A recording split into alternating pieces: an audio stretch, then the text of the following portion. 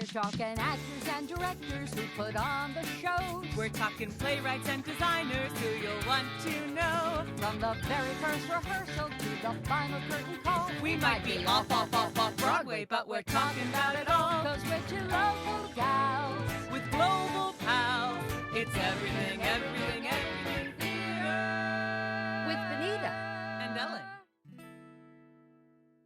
Hello, everybody, and welcome to the Everything Theater Podcast Backstage episode. I'm Ellen Cribbs. And hi, I'm Benita Zahn, and we're already a little wild, and you got your champion shirt on, and I just finished a power walk with the dog, but we're here because you know what? We are Everything Theater. In fact, I was telling you, Ellen, I was out walking the dog listening to Liz Calloway singing show tunes.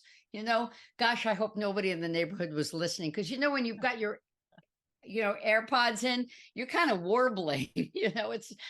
I'm not really sure. The dog never said anything, but he's a beautiful audience. Well, I'll tell you what, as a runner, I can't run without music. And musical theater songs are great to run to. Right.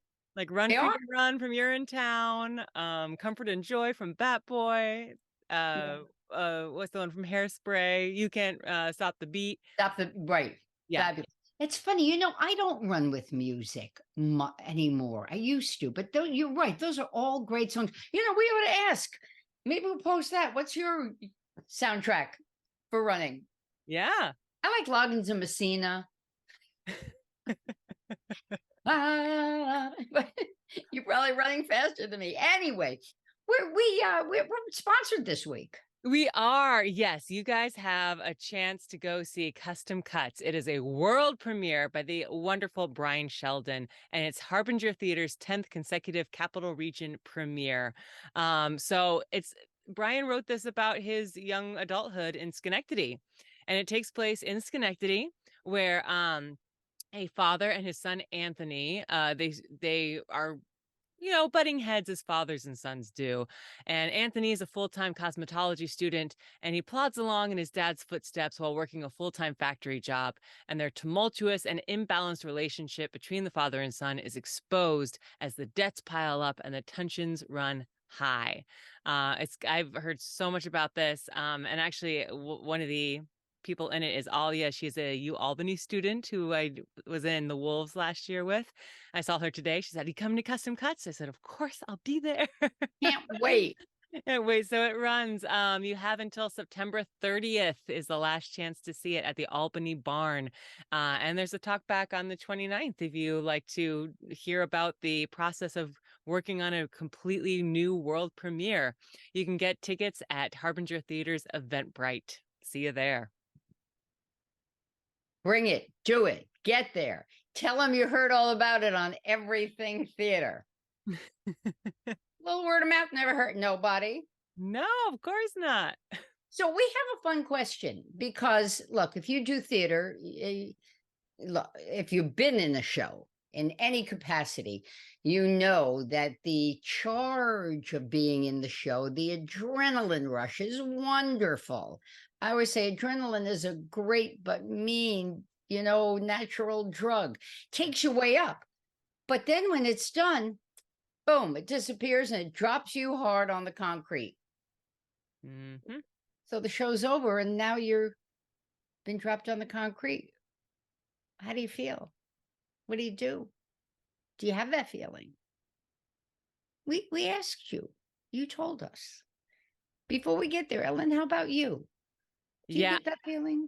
Oh, I certainly do. Well, show to show depends, and I've learned to cope better than I used to. I remember when I was in high school, and I did a community theater show, and it was a very powerful show. I was the lead. I played opposite of a guy I had a huge crush on. He was my romantic interest in the show. So, I loved everything about it. But it was a draining show. It was very heavy, very dark. And I just remember when the show ended, we had gates up, like baby gates in my parents' house because we had dogs and we tried to kind of keep them in areas of the house.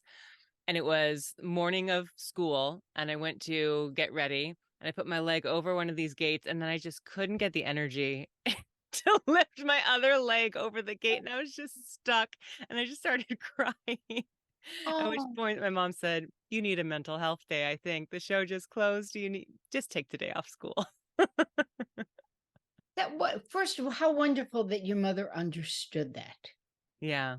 Yeah. You know, how wonderful and was thoughtful and could see that and knew to support you. Mhm. And you know how many times you ask when we do our lightning round, the close up, what does your family think about you doing theater? And not everybody has that kind of support. So Yeah. No, yeah, she understood. She's always there for me. She's the best. yeah, and that's wonderful. Yeah. But you're right, you do have to learn how to pace yourself. Mhm. Because early on, when we're kids and you're wrapped up in it, it really does take you, doesn't it? Yeah, and you establish such a rapport with the people you're with. You become like a second family, and then Yeah. it's over. Yeah, exactly. And what started that, we had the conversation having just wrapped up the run of Sheer Madness, which was long. It's the longest run I've done. Yeah. We rehearsed for a month because Sheer Madness is very exacting. And we ran for 2 months, basically just about 2 months. We're still in touch. Yeah. You know, we're texting, and it's hard to walk away. And we're all grown-ups. Uh-huh. Oh, certainly. You Yeah. know. But I know sometimes though it's interesting to hear that you felt that way after a long run, because sometimes on some of my longer runs, some shows it's like I've enjoyed this, but I'm ready for a little break. A little I'm ready. I'm ready now. like, where's my real life? Let me go back to my life.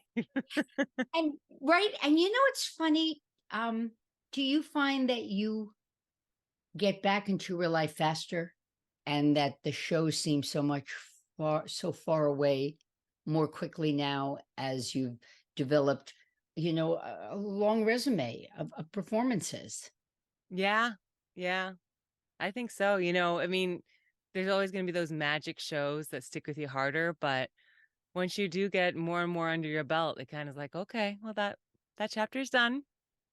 Now it's time to be Ellen for a bit, and then And we'll find the mommy. next chapter. Exactly. Yeah.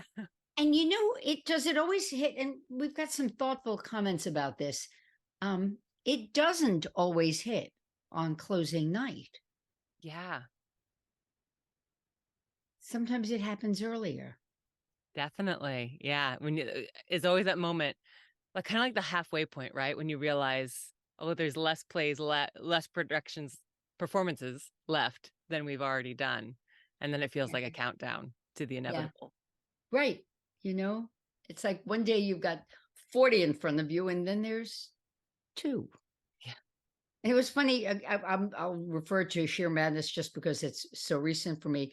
But about a week before we closed, I think it's when it started, one of the characters, thanks the audience for coming, has a little spiel. But on this night said, and the fun isn't over because the next show will be starting. And in that moment, I went, "Huh, that's right. Oh, and then I was fine. But the time but that moment, I was a little verklempt. Yeah. Yeah. Because also not the people you're leaving, it's the character too. And I feel some shows you really just love that character, and it's almost like saying goodbye to that person too. Beautifully said. Yeah. Then sometimes you do a role that you wish you'd never taken. Yeah. You're like, how many shows are left? Oh, good grief, right? Then you're glad it's a short run. But you should point out that it's getting a little dicey in a short run. COVID's back. Yeah. And Bill Kellert from Nippertown posted a review about McHayden on the Marvelous Wondrettes, Okay. and cut short Ah, because of COVID. So I think that it will be interesting. And we can talk about this also as an audience member. Are you ready to put a mask back on? Yeah. Which is really interesting. I feel like there were a lot of theaters that held out for a very long time, some of which I'm very closely acquainted with, and just recently finally lifted those mask requirements. And Yeah. now here we are with the numbers going up again. Yeah. You know, I work in an office building now, in a medical practice, and I'm masking in the elevator. I know it's a short bit, but it's a mental thing, and I'm contemplating masking when I coach. Yeah. It's and Yeah. it's a personal choice. We're not proselytizing, but there will be theaters that will make it mandatory coming up. You know that. Mm-hmm. Oh, yeah. Absolutely. Another thing to talk about. Yeah. So much. But we had some really thoughtful comments Yes. from the folks who respond to us. Yes, and just a reminder for everybody, we post this on our Facebook. We post it on, if you're local to the 518 Theater page. So if you're like, how do I get my comment read? Look out for us. We posted it on there. We're going to read a last name on this one because I think if you're in the 518, Ryan Palmer. Oh, yeah. And Ryan is, always, quick with the laugh, but he writes, when we asked about the post-show blues, how do you cope? You phrased it great, Ellen. Do you immediately look for your next project? Are you grateful for a break? What's the end of a run look like for you? And Ryan says, I do my best to avoid them by having something lined up. Play, movie, stage reading. I always like to roll from one thing into another.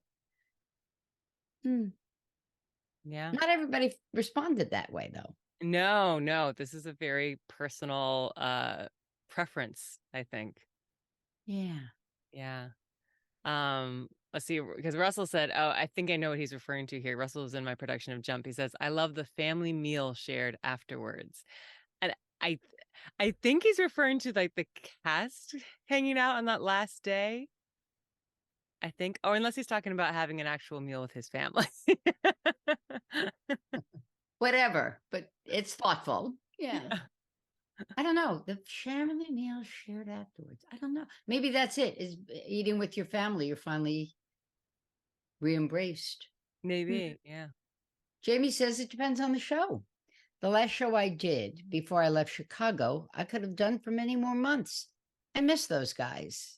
But sometimes I'm happy for a break, but then I want to get right back on stage after about a month's rest.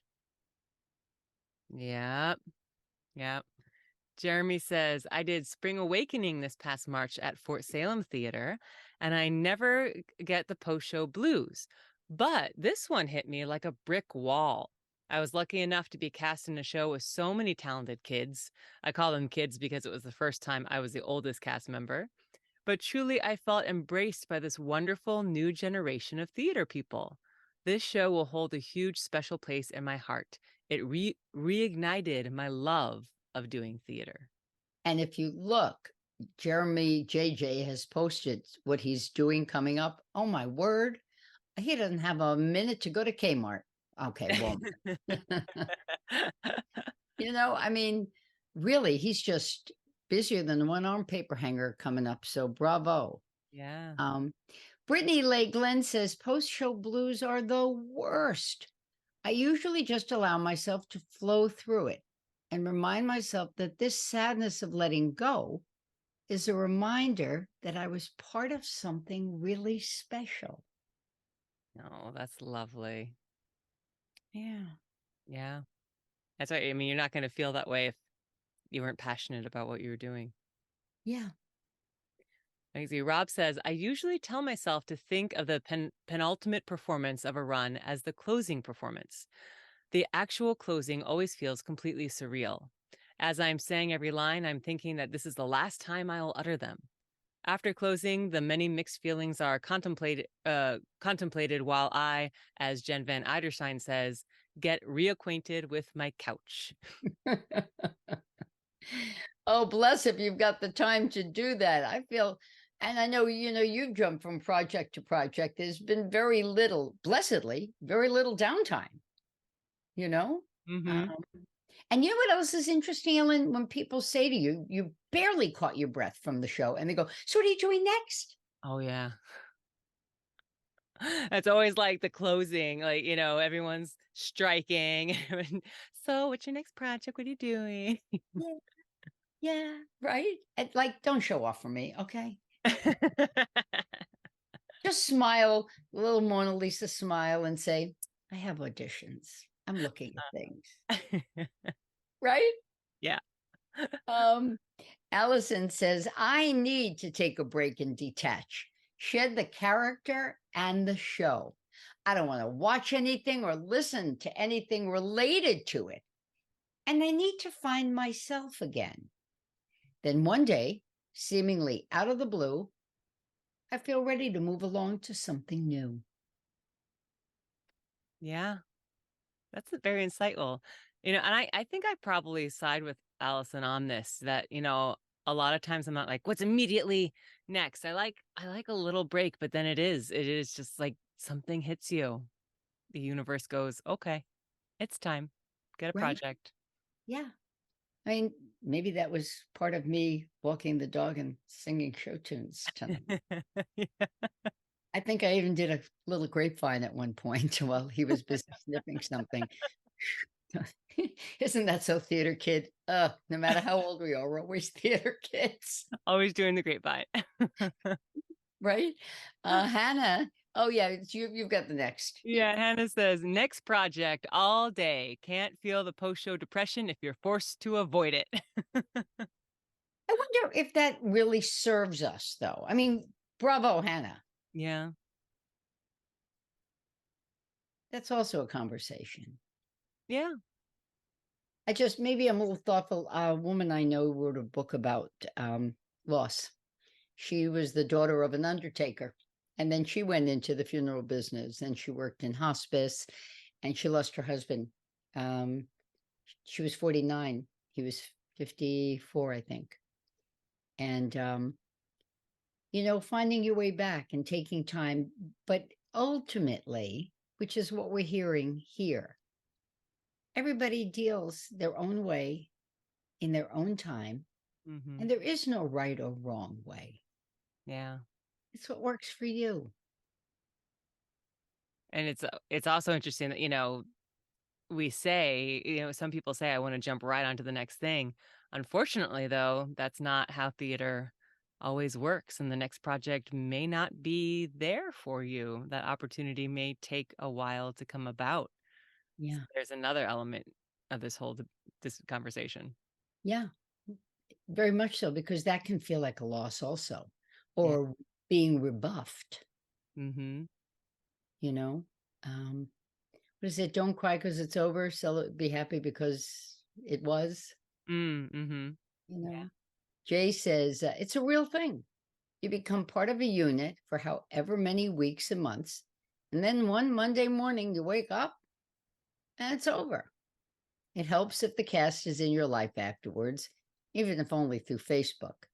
But at the end of the day, the loss wouldn't hurt if it didn't mean something. Process it, live with it, and then go out and do it again, only different. Beautiful. Yeah. And I don't know if that's the way they came in, Ellen, but that's the way you put them on the page. I think I did purposely put that one last. Bravo. I think you got a little sense of theater, huh? Yeah, there we go. No, that's interesting though. When does it hit you, Benita? Is it the Monday after the show closes? When do you really feel? Um, yeah, usually, and this one, as I said, didn't. Usually it's the next show day. Mm-hmm. So if we're dark Sunday and Monday, that's normal. And then if you're up Tuesday or Wednesday, only you're not going, Then you have the, oh, Mm-hmm. that's when it's real. Yes. How about you? I was going to say the exact same thing. Yeah, it's when the routine is broken. It feels as you know, Jay was saying, or someone said, it feels surreal on the last day. Yeah, Is this ending? No, it's, like, sure, yeah, it's ending. I understand what that means, but I feel like your brain and your heart don't process it fully until you're not getting to the theater to go on stage, and you're just at home. agreed. And for some, as we heard, what serves them is to have another project lined up to move right into, Mm-hmm. um, or just being busy. I mean, I've been busy, really busy, and you're doing all the timing at Albany Civic. Excuse me, Albany Civic. Hello, Benita. That's where I did it.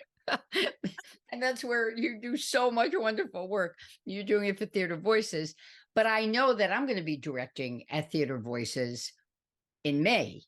Mm-hmm. So, in a way, I mean, yeah, there's a long time between now and then, but I know I've got a project. And Yes. it looks like I've got another project also. We're Yeah. not going to talk about yet. But Because even right? if it's far off, yeah, you know that there's an end to it. And I think this all ties back, going back to the COVID conversation we were just having. I know personally, I did a little therapy during the COVID outbreak because a lot was going on. And they said everyone is seeking out counseling right now because it's so hard, the isolation and the loss on so many different levels. And it wasn't until my therapist said to me, I was going through everything that was troubling me and talking about, and I don't have any theater, theater's really important. She said, that's a loss. And it really hit me when she said, yeah, you're right. 100%. I have lost this friend of theater, this outreach and this connection that I love. And at that time, there was no end sight of when things are going to be running again. And it was so hard. Right. And as I've shared with others, sitting as you and I are here and acting into a screen Mm-hmm. was fine to a point. Yeah. So I went back to school and it changed careers. I'd have been better up doing that. No, it's really that's he was like, how did I ended up leaving TV and coaching? There was no theater to do because it was a loss. And it has to be filled with creativity Yes. and thoughtfulness and stretching ourselves and going out on a limb. Mm. Because in so many ways, I think no matter how accomplished and experienced you are, every time you walk out on that stage, whether it be your first rehearsal meeting people or opening night, there is an element of the emperor's new clothes. Mm-hmm. And that's exciting, really scary, and you riding the adrenaline. Yeah, absolutely. So your therapist was right. Yeah. So we'll If, see. if it takes putting masks back on to keep theater alive. I'll do it. Tell me whatever we need to do. Yeah. Yeah. So hopefully, what do they call it? Rona is the joke, Corona. Hopefully Rona does not visit many other casts, that people get to do their shows, that the work they have done, gets seen and delighted to, Mm-hmm. and give them one more shot. We got a great show that we're promoting this week, Ellen. Absolutely. Yes. Please go see Custom Cuts Harbinger Theater at Albany Barn. It's going to be really special. They've got 6 actors who are new to Harbinger. They have worked with so many up and coming actors. A lot of people get their start with Harbinger and then go on to do amazing things throughout the community. So go see them now. um, and again, it runs until September 30th. And they've got a talk back on the 29th, so you can talk. I'm sure Brian probably will be there. You can ask about his process of writing it and see what's come of it. It's going to be a fabulous show at the Albany Barn. Go to Eventbrite for tickets. Maybe they'll have the baby with them. Oh, I know. He has the most adorable baby. Right? What a face. Yeah. I mean, my kids are cute, but like his No, kids. your kids are very cute, Ellen. Yeah, I know. But Brian's kid always has this amazing smile in all the photos. I don't know how. Already acting. Yeah, there you go. But I hope that whatever shows you all do or involved in right now, that your landing on closing night is a soft one, and that you are supported by great memories of the work that you did. Yeah, it's a thing about it's pride, right? Being proud of what you did and accomplished. Yeah. And great things can't last forever. If it lasts forever, it wouldn't be special. Oh, I love that. All right, you've got last word. You nailed it, Ellen. That's about it. All right, kids, go forth, prosper. Go see Custom Cuts. I can't wait. I've got to get my tickets. Yeah. And just saw, I did finally I got to see I Am Barbie, which closed. We saw this the night before it closed down at the Bridge Street Theater. Yeah. Yes, we had talked about that I was going to do it, and then I didn't because I did Sheer Madness, and that happens in this biz. And but they did a fabulous job. Their cast was great.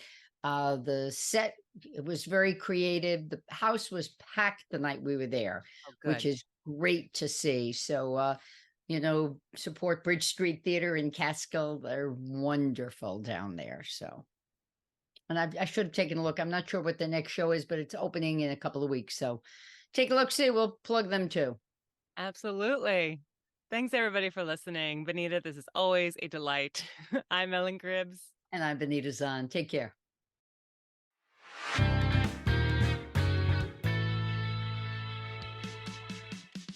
Thank you so much for listening to the Everything Theater podcast. Special thanks goes out to Alice Grinling for our photography and Justin Friello for composing our amazing theme song. Please remember to subscribe to our podcast and follow us on Facebook, Twitter, and Instagram. If you want to share your thoughts or what's going on in your theater community, you can reach out to us on social media or through our email at everythingtheaterpodcast@gmail.com. Till next time, it's everything,